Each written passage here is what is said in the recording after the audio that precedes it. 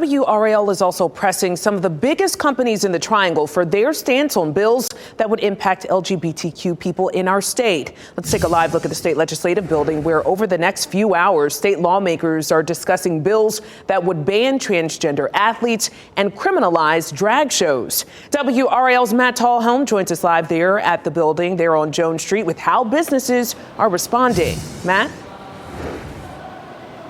Yeah, Lena, more than 300 companies have now signed on to this letter from the Human Rights Campaign.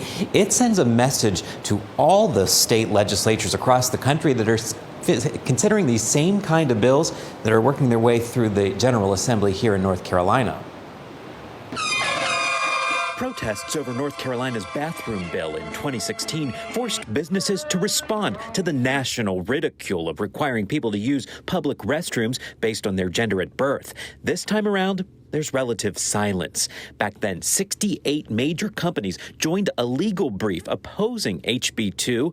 37 of those have signed on to this letter against new bills that impact the LGBTQ community in states across the country. Among them, Apple, Biogen, IBM, Red Hat, and Salesforce, all companies with employees right here in the Triangle.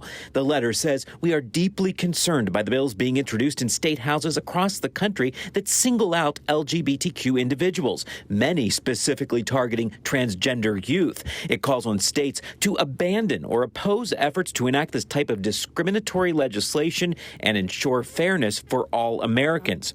We reached out to some of the companies that have not signed on to this letter, asking them for their stance on these bills. Cisco, GE, Truist, Blue Cross NC, Bandwidth, Pendo, SAS, Wolfspeed, and Epic Games.